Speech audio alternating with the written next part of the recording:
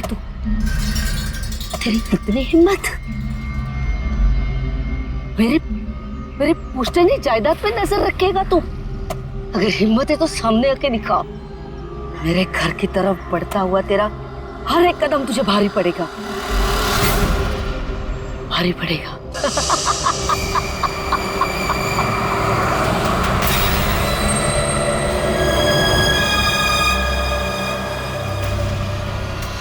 यार यहाँ पे तो कोई भी नहीं दिख रहा, किससे पूछूं? इतना घना जंगल है, कोई साइन बोर्ड भी नहीं है यहाँ पे।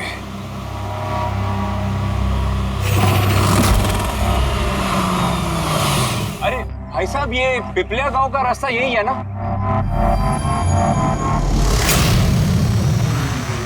अरे सुनो ना भाई साहब। अरे बड़ा अजीब आदमी है।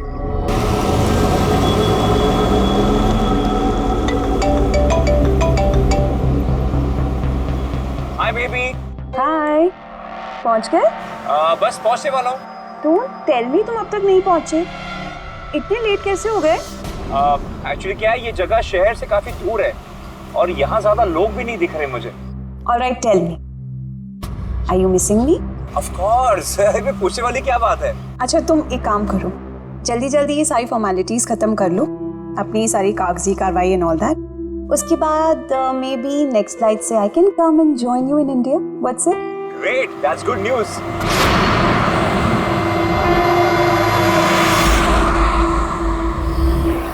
अच्छा बेबी, मुझे लग रहा है कि मैं पहुंच गया हूँ, वो मकान दिख रहा है मुझे।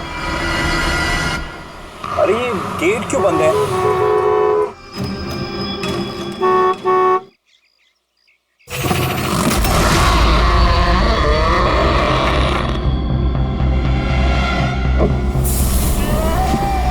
जी राय रंजीत के मकान में जा रहे हो? हाँ। मत जा, मत जा, वो तेरी जिंदगी की सबसे बड़ी गलती होगी। मत जा, मत जा। लेकिन आप कौन है? मैं तुम्हारी मौत, तुम्हारी मौत।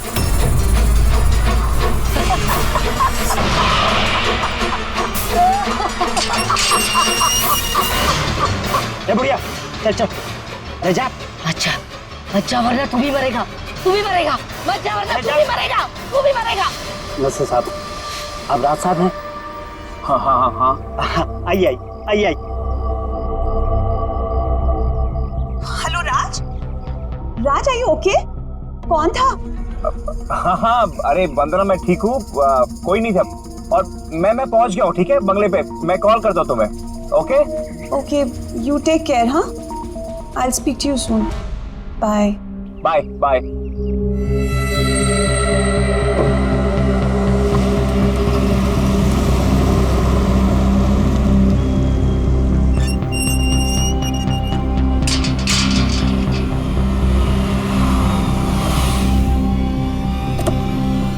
आइए साहब।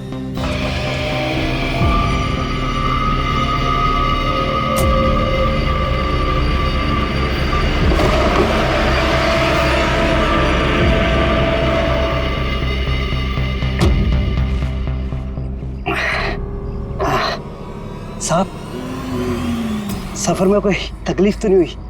नहीं, लेकिन वो औरत कौन थी? बुढ़िया औरत जो आपसे बात कर रही थी ना, लाली नाम है उसका। थोड़ी अजीब सी है।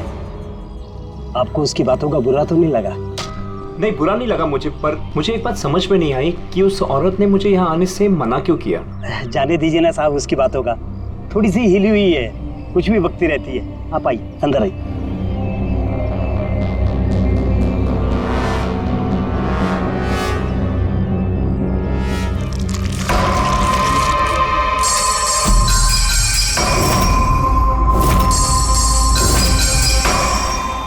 ये आदमी तो मुझे बीच रास्ते में मिला था।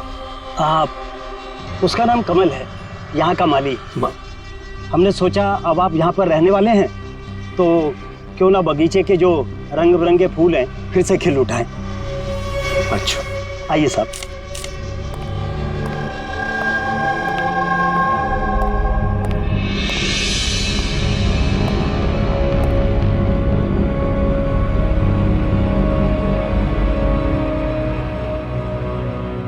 अच्छा एक बात बताइए जी। यहाँ कितने साल से काम कर रहे हैं आप? बस साहब ये समझ लीजिए कि मैंने बचपन में चलना यहीं से सीखा था, और अब इस घर से तभी जाऊंगा जब मेरी अर्थी उठेगी। साहब अब ये घर आपका है, कहीं आप मुझे नौकरी से निकाल तो नहीं देंगे? अरे नहीं नहीं नहीं चाचा, ऐसे कैसे बात कर रहे हैं आप? ऐसी कोई बात नहीं, बिल्कुल बेफिक्र रहिए। और इसमें इतने बड़े घर की देख रेख आपके सिवा और कौन कर सकता है? हाँ वाकई में आप बहुत नेक इंसान हैं।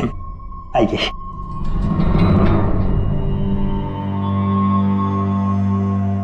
साहब ये है आपका रूम, वॉशरूम उधर है, आप फ्रेश हो जाइए, तब तक मैं आपके लिए खाने पीने का बंदोबस्त करता हूँ। ठीक है। ठीक है साहब।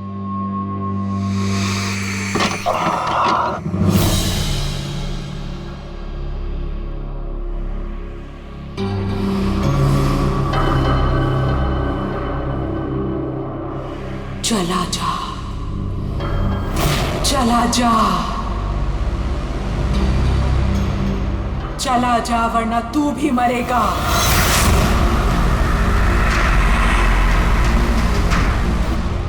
कौन?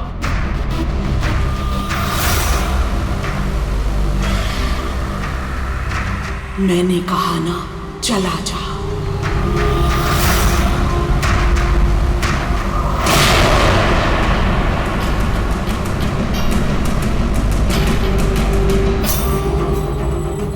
कौन है?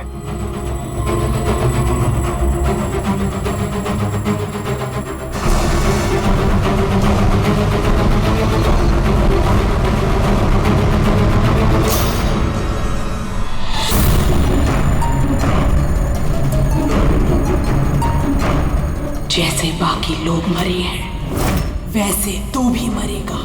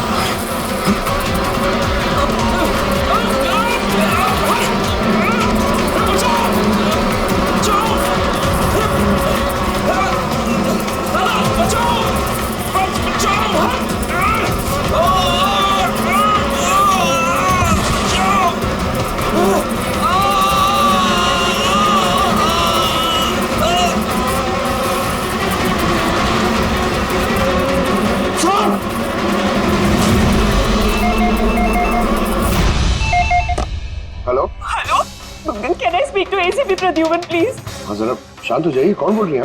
मैं कौन बोल रही हूँ, मुझे क्या काम है, मैं सिर्फ उन्हें बताऊंगी। Can you just make me speak to him right now, please? एक मिनट होल्ड करिए।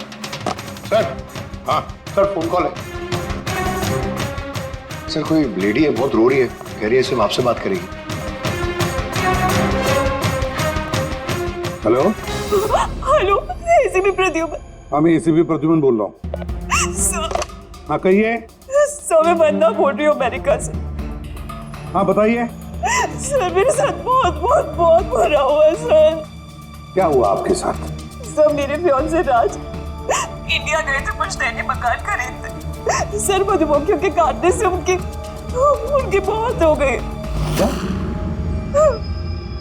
अच्छा तो बताइए मैं क्या कर सकता हूँ आपके लिए? सर लेकिन मुझे लगता है कि उनकी मौत मधुमक्खियों के काटने से नहीं हुई। इनफैक्ट उनका मर्डर हुआ है। He's been killed। तो ऐसे क्यों लगता है आपको कि उनका खून हुआ है? सर वो जब प्रॉपर्टी खरीदने के बाद कागजी कार्रवाई के लिए जा रहे थे तो तब कब क्या हुआ? सर मैंने साफ साफ सुना था, राज को कोई औरत धमका रही थी। कौन थी वो औरत? No sir, I have no clue. जरा एक बात बताइए, क्या आपके राज की यहाँ इंडिया में किसी के साथ कोई दुश्मनी थी, कोई झगड़ा वगड़ा हुआ था? नहीं सर, राज की किसी के साथ कोई एनिमिटी, कोई दुश्मनी नहीं थी। इनफैक्ट राज तो इंडिया में किसी को जानता ही नहीं था। तो फिर कौन कर सकता है ये? कौन जान ले सकता है राज की? क्या आपको किसी पर शक है? नहीं सर, कोई शक नहीं। सर राज तो एक नेक काम करने जा रहे थे। कैसा काम? He wanted to start an orphanage. सिर्फ एक अनाथ आश्रम खोलना चाहते थे वो। वाकई नेक काम है, लेकिन किससे खरीदने वाले थे मकान वो? सब मकान तो वो ऑलरेडी खरीद चुके थे गवर्नमेंट से नीलामी के बाद। वो सर इंडिया कागजी कार्रवाई के लिए गए थे। देखिए, एक काम कीजिए, सारे के सारे डिटेल मुझे भेज दीजिए, मैं आपकी पूरी की पूरी मदद करूंगा, ठीक है? सर मैंने सीआईडी के बारे में बहुत सुना है। सर मुझे भी जस्टिस मिलेगी ना? वंदना जी, मैं आपसे वादा करता हूँ, आपको पूरा का पूरा इंसाफ दिलाएंगे हम, और जिसने भी आपके राज के साथ बुरा किया है उसे हम सजा दिलवाएंगे। वंदना, उसका मंगेतर राज अमेरिका से इंडिया आता है मकान खरीदने, अनाथाश्रम चलाने, और राज की मौत होती है मधुमक्खी के काटने से। इंटरेस्टिंग।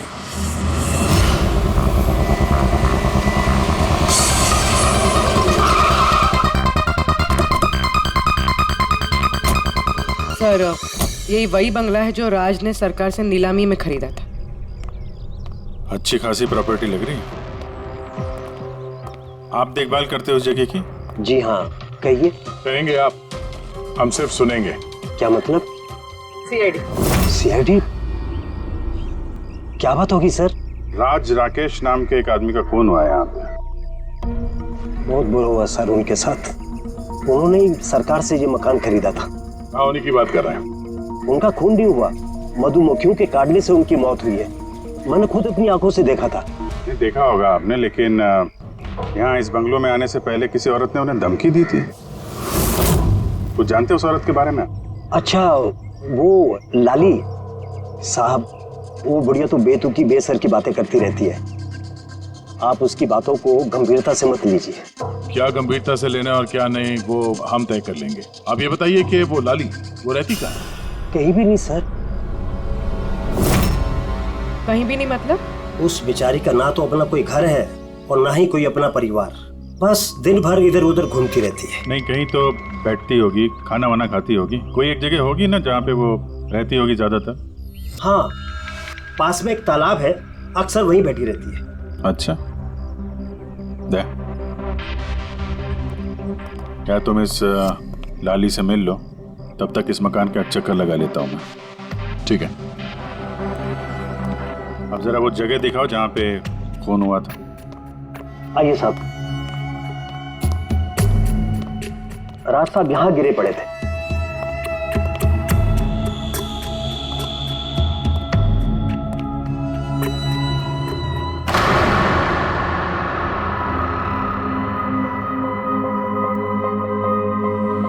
पहले मधुमक्खियों ने राज साहब को मारा, फिर वो खुद मर गए।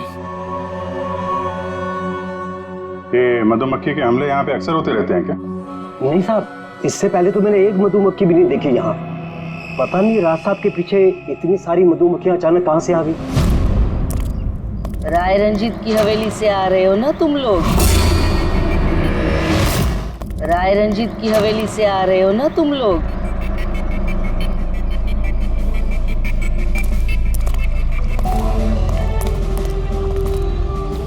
क्या कहा आपने? राय रंजीत के मकान से लौट रहे हो? आप कौन है? क्यों गए थे वहां? अपनी मौत को दावत देने गए थे? सर लगता है ये लाली है। आप लाली हो ना? हाँ, तुम्हें किसने बताया? तुम्हें राय रंजीत के जासूसों ने यहाँ भेजा है? हाँ, उन्होंने ही भेजा है ना यहाँ पे। कौन कौन राय रंजीत? सांप था वो, सांप। उसने मेरी दादी को धोखा दिया, उन्हें अपने ही घर से धक्के मार के निकाल दिया। निकालो इसे बाहर। छोड़िए मुझे, मुझे मेरे घर से मत निकाल, मुझे मेरे घर से मत। शर्म आनी चाहिए तुम्हें रंजीत, तुम अपनी खुद की भाभी को घर से बाहर निकाल रहे हो। कम से कम अपने भैया का तो लिहाज किया होता। अरे उनका क्या लिहाज करना, उन्होंने खुद ही तो अंगूठा लगाकर ये घर मेरे नाम किया है। तूने उन्हें शराब पिलाकर धोखे से अंगूठा लगवाया था। अब क्यों किया, कैसे किया, इस गहराई में जाने से क्या फायदा। समझने वाली बात तो ये है कि ये मकान अब मेरा है और तू सड़क पर आ गई है। चलो निकालो इसे यहाँ से। तेरे हिस्से में ना सिर्फ घर नहीं आया है, एक मकान आया है, एक ऐसा मकान जिसके हर कोने में मेरी बदुआएं गूंजेगी। मैं तुझे श्राप देती हूँ, सिर्फ तू ही नहीं, इस घर का जो भी मकान मालिक बनेगा वो जिंदा नहीं बचेगा। मौत का खेल होगा यहाँ, मौत का खेल। अब तक कितने लोग मरे? वो सब लोग मर गए जिन्होंने वो मकान खरीदना चाहा। तुम लोग वो घर मत खरीदना, तुम भले लोग लग रहे हो, वरना तुम्हारी बीवी विधवा हो जाएगी।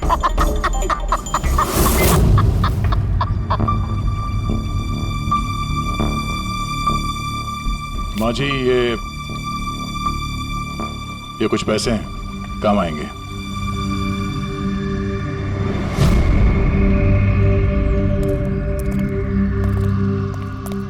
सर, लगता नहीं है इसका राज की मौत में कोई हाथ है। ये तो खुद बेचारी सदमे और विश्वास में लग रही है। हो सकता है राज की मौत कोई मर्डर ही ना हो, कोई हादसा हो।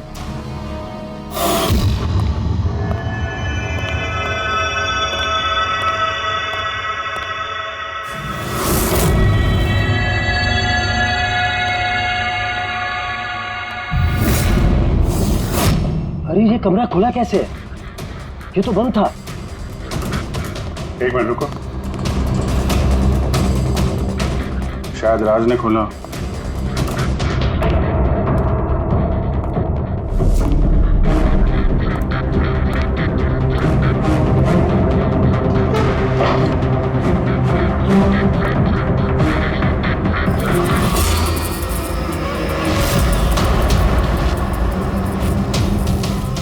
ये है तो छत्ता यहाँ पे। इधर आओ। जी सर। ये है मधुमक्खी का छत्ता। अरे मैं पहली बार देख रहा हूँ साहब। ये राज यहाँ इस स्टोर रूम में क्या करने आया था? साहब शायद बंगलो देखने आए होंगे। अच्छा, और उस वक्त तुम खाना लेने गए थे? जी सर।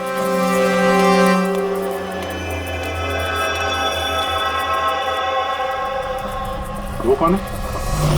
वो कमल है साहब, यहाँ का माली। जब राज साहब की मौत हुई थी तो ये था यहाँ पे? जी हाँ था। कमल, इधर आओ, साहब बुला रहे। जी सर। कमल, जब राज साहब की मौत हुई थी तो यहाँ आसपास किसी अनजान आदमी को देखा था तुमने? कोई अजीब सी घटना हुई हो? नहीं साहब। तो ये छत्ता यहाँ पे है तो तुम्हें कुछ काम करने में परेशानी नहीं होती? मधुमक्खी ने काटा नहीं तुमको कभी? नहीं सर, मधुमक्खी तो तब काटती ना जब यहाँ कोई छत्ता होता। पहले तो मैंने छत्ता यहाँ देखा ही नहीं साहब। क्या बात कर रहे हैं? हाँ साहब, मैंने आपसे पहले कहा ना कि इससे पहले इस घर में हमने एक मधुमक्खी भी नहीं देखी। कमाल है। फिर ये छत्ता आया कहाँ से? और मधुमक्खियों ने राज को ही क्यों काटा? ये तो कोई एक्सपर्ट ही बता सकता है। आसान के क्या पता चला राज की मौत के बारे में? मौत कैसे हुई? बस इसकी मौत मधुमक्खियों की वजह से हुई है। यार तुझे पूरा यकीन है राज की मौत मधुमक्खियों की वजह से ही हुई है? हाँ बॉस, ये डॉक्टर ने जो रिपोर्ट बनाई है मैंने वो भी देख ली। इस राज का अच्छी तरह से चेकअप भी कर लिया। मुझे पूरा यकीन है राज की मौत मधुमक्खियों के डंक के जहर की वजह से ही हुई है। सर, बचपन में मुझे मधुमक्खी ने काटा था, मैं तो जिंदा हूं। हाँ सालू के साहब, पंकज पे जहर का असर क्यों नहीं हुआ? अरे पंकज को मधुमक्खी ने काटा था, मधुमक्खियों ने नहीं काटा था। बॉस अगर एक दो मधुमक्खी काटे तो बात समझ में आती है, लेकिन सैकड़ों मधुमक्खियां अगर हमला कर दे तो इट्स इम्पॉसिबल। मधुमक्खियों के डंक से साळुंखे कहता है कि राज की मौत मधुमक्खियों के डंक से हुई है, मधुमक्खियों के जहर से। और राज की मंगेतर वंदना कहती है कि राज का खून हुआ है।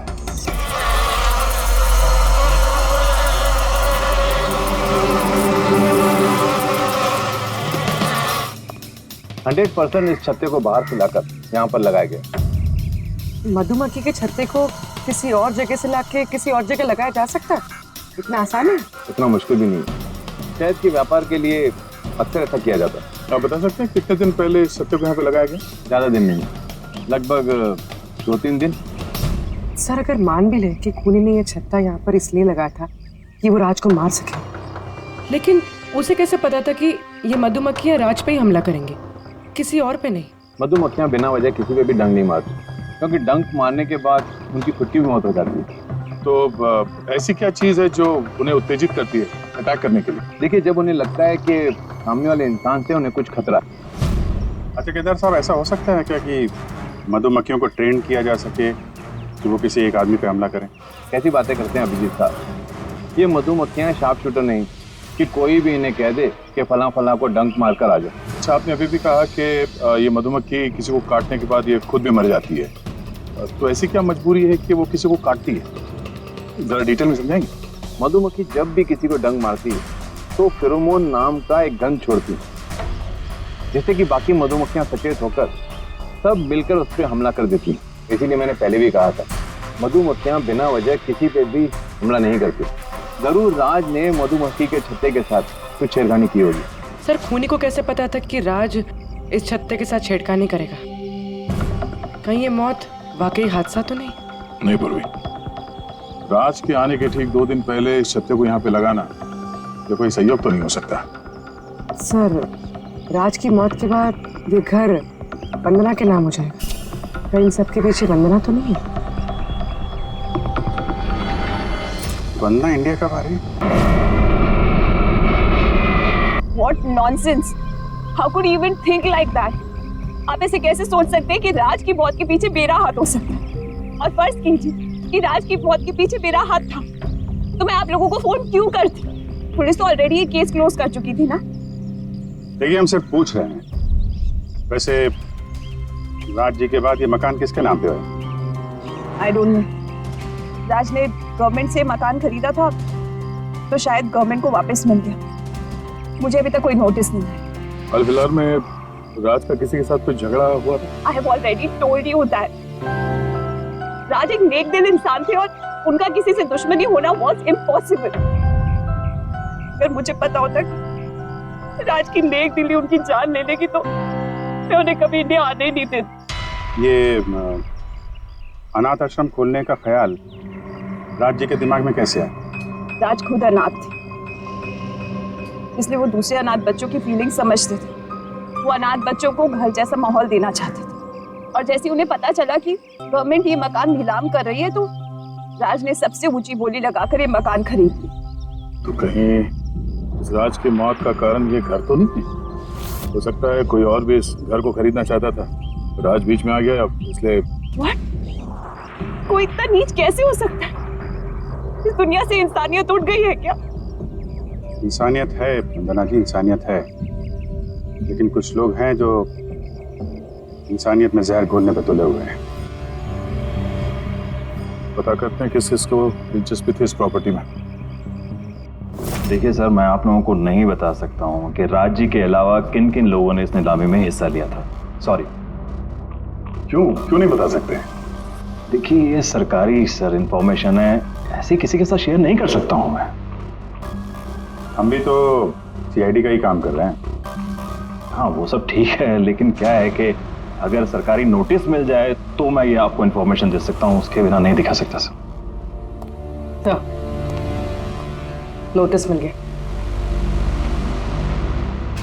आप खुश हैं आप? देखिए, अगर काम कायदे से होता है तो अच्छा लगता है। हाँ ठीक है, ये लीजिए, ये लीजिए। कुल मिलाकर सर 12 लोग थे जो इस बंगलों को खरीदना चाहते थे सर। इस बंगलों के पास एक्चुअली सरकार एक हाईवे बना रही है, इसलिए सब लोग बढ़ चढ़कर बोली लगा रहे हैं और हर कोई इस बंगलों को खरीदना चाहता है। अच्छा, ये राज जी की मौत के बाद अब ये मकान किसको मिलेगा? देखिए, राज जी ने कागजी कार्यवाही पूरी नहीं की थी, इसलिए नीलामी अब दोबारा से होगी और जो विजेता होगा उसको ये बंगलो मिल जाएगा। आई सी। और ये नई नीलामी कब होगी? देखिए सर, अभी उसकी डेट तो तय नहीं है सर, लेकिन आपको एक बात और बताना चाहूंगा सर कि राज्य से जितने भी बिल्डर्स थे वो काफी भड़के हुए थे, काफी नाराज थे, क्योंकि उन्होंने सबसे ज्यादा बोली लगाई थी। नहीं सर, एक्चुअली उन्होंने डेडलाइन के बाद बिड सबमिट की थी सर, इसी वजह से लोग नाराज थे उनसे। हाँ, लेकिन अगर डेडलाइन के बाद उन्होंने बिड किया था तो सरकार ने एक्सेप्ट कैसे कर दिया? सर एक्चुअली वहां पर वो अनाथ आश्रम खोलना चाहते थे और सर अमेरिका से जो इंडिया का वक्त का फर्क है सर वो 9.5 घंटे का है, इसलिए सरकार ने वो बिड एक्सेप्ट कर ली थी। देखिए, अब घर तो उसी को मिलेगा जिसकी किस्मत में होगा सर। किस्मत में नहीं भी होगा तो उसने अपनी किस्मत की रेखाएं बदलने के लिए कोशिश तो की होगी और जरूर इस लिस्ट में से ही कोई होगा वो। ललित जी, अब तो ये दोबारा नीलामी होगी, तो जिन लोगों ने अप्लाई किया है इस दूसरे नीलामी के लिए, क्या हम उनकी लिस्ट देख सकते हैं? नो सॉरी, ये लिस्ट आपको मैंने इसलिए दिखा दी कि ये नीलामी हो चुकी है, लेकिन वो जो नई लिस्ट आने वाली है सर वो तो आप किसी भी कीमत पे नहीं देख सकते। अरे अरे अरे अरे साळुंखे, तू क्या करने क्या जा रहा है यार? क्या सुन रहा हूं मैं? जो सुना है सही सुना बस। क्या सुना? रिजाइन हो रहा है तू? हाँ। क्यों क्यों? बस मेरा टाइम आ गया। क्या टाइम आ गया? 1 मिनट टाइम है यार अभी। अरे ये टाइम नहीं यार। तो फिर देखो, हर इंसान को लाइफ में एक न एक दिन रिटायरमेंट लेना पड़ता है ना, चाहे वो क्रिकेटर हो, म्यूजिशियन हो, कोई भी हो। मेरा भी टाइम आ गया, मैं भी रिटायरमेंट ले रहा हूँ। अबे कहाँ जा रहा है तू? ये देख लो। ये क्या है? देख लो देख लो। यार क्या तू कर रहा है साळुंखे? समझ में नहीं आ रहा है ये। एयर टिकट कहाँ जा रहा है? हाँ, लंदन। अरे वाह रे वाह। पंकज कैंसिल कर। नहीं कैंसिल नहीं होगा।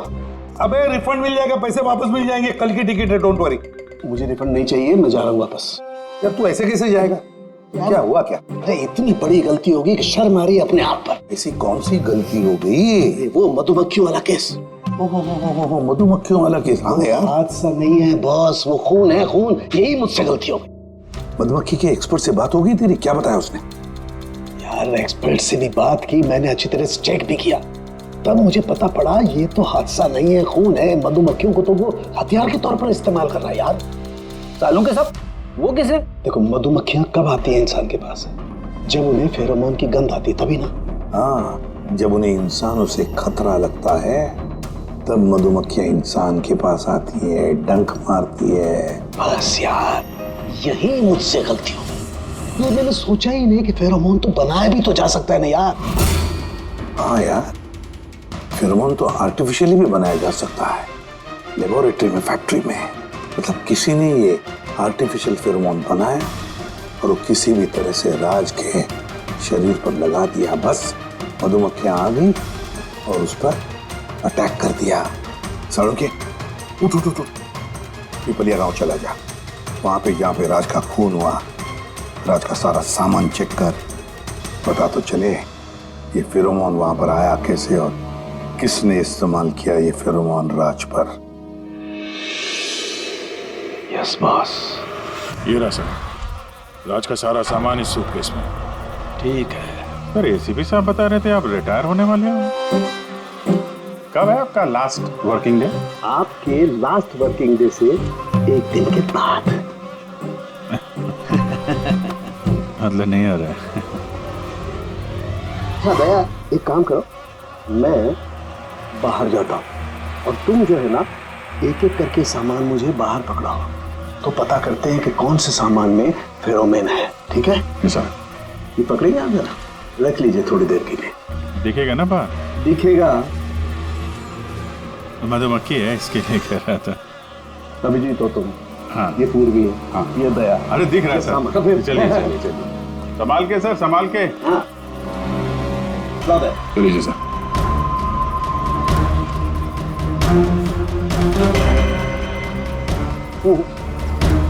नहीं, इसमें फेरोमोन नहीं।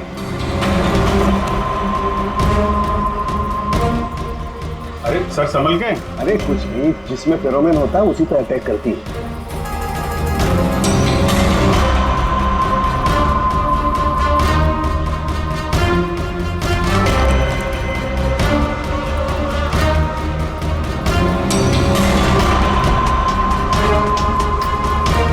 अरे यार,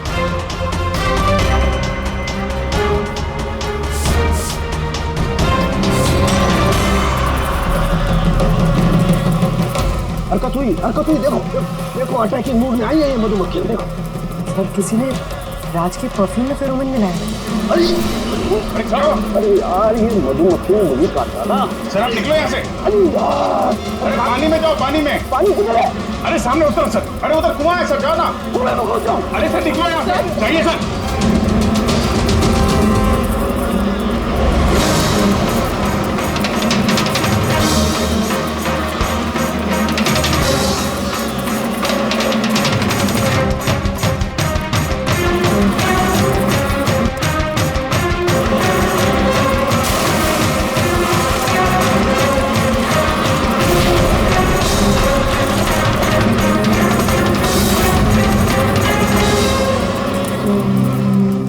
आप ठीक हो सर? बाप रे बाप, ये मधुमक्खियां आपको रिटायर नहीं होने देंगी सर। बाहर निकालो मुझे। आइए आइए आइए सर।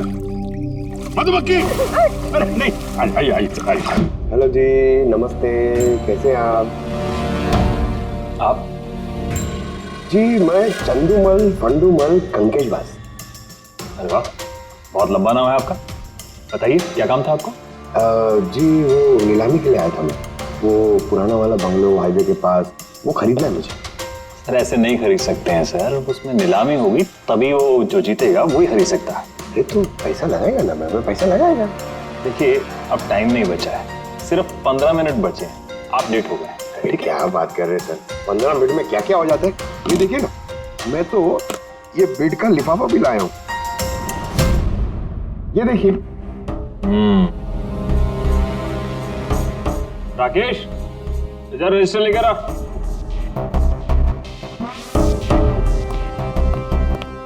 साहब को दो, एंट्री कीजिए साहब। हाँ यहाँ पर एंट्री कर दीजिए। अच्छा,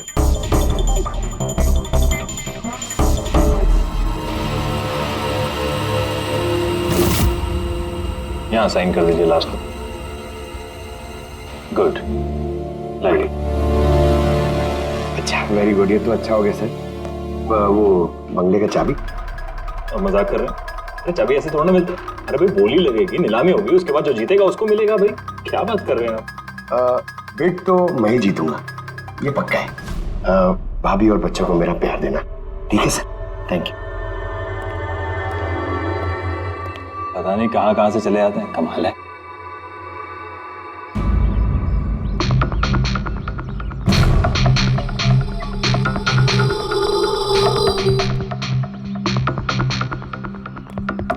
क्या भाई साहब काम हुआ?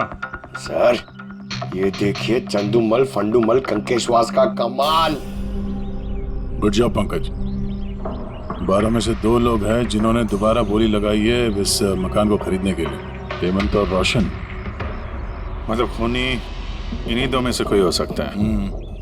और जो कोई भी है इस बार भी इस मकान को हथियाने के लिए किसी भी हद तक जा सकता है। दोस्तों अब ये वक्त आ गया है कि बता दिया जाए कि नीलामी का विजेता आखिर है कौन। और मुझे बताते हुए बहुत खुशी हो रही है कि नीलामी के जो विजेता है मिस्टर रोशन। रोशन जी आपको बहुत बहुत बधाई हो। 1 मिनट, काय की बधाई हो? सबसे ज्यादा बेड मैंने लगाई थी, ये कैसे जीत गए? देखिए भाई साहब, आपको कोई गलतफहमी हुई है। सबसे ज्यादा बेट मिस्टर रोशन ने लगाई थी, इसलिए रोशन को मकान दे दिया गया। ऐसा हो ही नहीं सकता। मैंने बहुत ऊंची बोली लगाई थी, ये बेट मुझे मिलनी चाहिए थी। आप ऐसे ही बात कर रहे हैं सर, मैंने तीनों लिफाफे चेक किए हैं और चेक करने के बाद मिस्टर रोशन की कीमत सबसे ज्यादा थी, इसलिए मिस्टर रोशन को मकान दे दिया गया है। प्लीज कम ऑन यार, अब हार गए हो तो बच्चों की तरह रो मत। बिजनेस है, ऊंच नीच होती रहती है। बिजनेस में बेईमानी नहीं चलेगी। ये दिखाइए, आप पहले वो लिफाफे दिखाइए, मुझे अभी देख ले किसने कितने बिट करी है। दिखाइए दिखाइए दिखाइए, लाइए। मुझे भी चेक। नहीं नहीं नहीं, ये नहीं दिखा सकते, ये नियम के खिलाफ है। चीटिंग करना भी नियम के खिलाफ है। मैंने 7 करोड़ की बिट करी है, 4 करोड़। इनके अभी हेड ऑफिस से फोन आएगा और बोलेंगे कि मैंने सिर्फ 3 करोड़ लगाए। कोई फोन नहीं 4 करोड़ कम। आपके कहने से फोन आएगा। चलो उठाओ, फोन उठाओ तुम्हारा भी। ये मुझे क्या करना है क्या नहीं करना है, ये आप मुझे नहीं बताएंगे। आप ललित जी, आप तो बड़े कायदे कानून की बातें किया करते थे और फोन भी नहीं उठा रहे हैं। भाई ये तो बहुत गलत बात है। आप ब्यूरो चलिए हमारे साथ। आप कहाँ खिसक रहे रोशन जी? आप हमें मिठाई नहीं खिलाएंगे? नई प्रॉपर्टी ली है आपने? आइए, आप ही आइए। आइए आइए। सर रोशन जी बिल्कुल ठीक बोल रहे हैं सर। सर रोशन जी का इससे कुछ लेना देना नहीं है। जो भी फ्रॉड हुआ है सर मैंने किया है। ये रोशन का जुर्म अपने सिर पर क्यों ले रहे हो? अच्छा खासा पैसा दिया है क्या रोशन ने तुम्हें? और एक बात याद रख लो, ये पैसा खर्च करने को नहीं मिलेगा, क्योंकि तुरंत फांसी होगी तुम्हें। सर इतनी सी बेईमानी के लिए फांसी चढ़ा देंगे? नहीं नहीं नहीं, बेईमानी के लिए नहीं, खून के लिए। खून के लिए फांसी होगी। सर खून? किसका खून सर? राज राकेश का खून, जिसने पिछली नीलामी में वो घर, वो प्रॉपर्टी खरीदी थी। सर लेकिन मैंने किसी को नहीं मारा सर। सर मैंने नहीं मारा है सर किसी को। पता है, इस रोशन ने मारा है। तो इसकी पोल खोल दो, वरना इसके पाप का मटका तुम्हारे सिर पे फूट जाएगा। सर ये क्या कह रहे हैं सर आप? मैं भला राज को क्यों मारूंगा सर? इस प्रॉपर्टी के लिए, और किस लिए? क्या कह रहे हैं आप सर? सर मैं मानता हूं कि मैं ललित के साथ मिलकर नीलामी में छोटी मोटी हेरा फेरी करता था, पर सर एक प्रॉपर्टी के लिए किसी का मर्डर थोड़ी कर दूंगा मैं। मतलब तुम्हारे कहने का मतलब है तुमने ये खून नहीं किया? नहीं सर। चल ठीक है, पूर्वी जरा परफ्यूम लाना।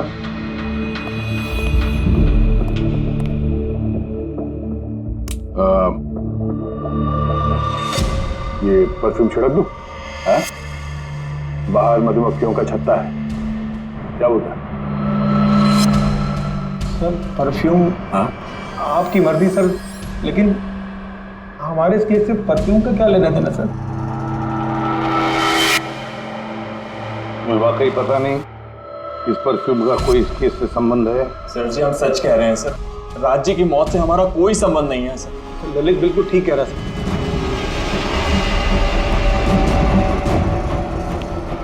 अगर ये खून रोशन ने नहीं किया तो फिर बचता है वही एक।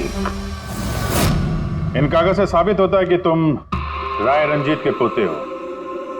तुम्हारे पास तो बहुत बड़ी वजह थी इस मकान को वापस पाने के लिए, क्यों?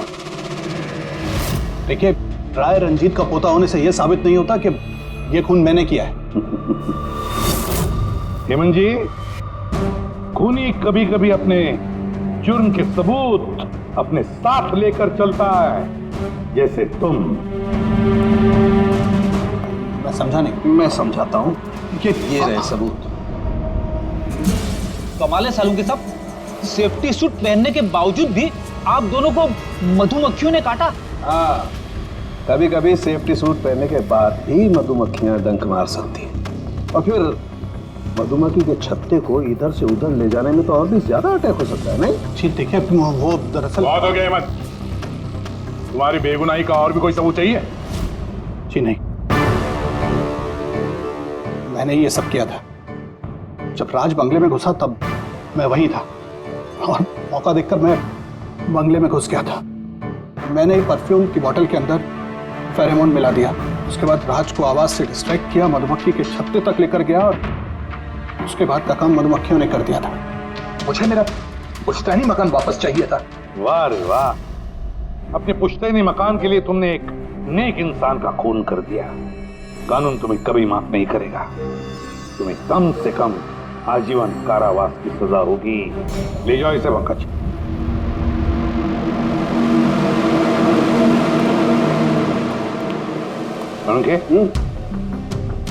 केस खत्म, रिटायर हो सकता है तू। मुझे रिटायर होना ही नहीं है। कल तक तो बोल रहा था रिटायर करूं। वो कल की बात थी। भगवान, मतलब पीछा तो नहीं छूटने वाला इस आदमी से अपना। पीछा नहीं छूटने वाला है किसी का किसी से नहीं। मुझे तुम्हारे बिना चैन नहीं और तुम्हें मेरे बिना चैन नहीं। ये लीजिए, सरकार ने बंगलो अब राज से आपके नाम करने का निर्णय लिया है। उम्मीद है कि अब आप मिस्टर राज के अनाथ आश्रम खोलने का सपना पूरा कर पाएंगे। राज के जाने के बाद मेरी लाइफ का यही मकसद रह गया है, उसका आखिरी सपना पूरा करना। But thank you so much Raj को जस्टिस दिलाने के लिए। हमने जो कुछ भी किया वो तो हमारा फर्ज था। आपको और कोई मदद की जरूरत हो तो हमें जरूर याद करिएगा। कभी कभी आते रहिएगा, उन बच्चों को भी आपसे इंस्पिरेशन मिलेगी। ये भी कोई पूछने की बात है? हो सकता है उन बच्चों में हमें कोई हमारा नया CID ऑफिसर मिल जाए।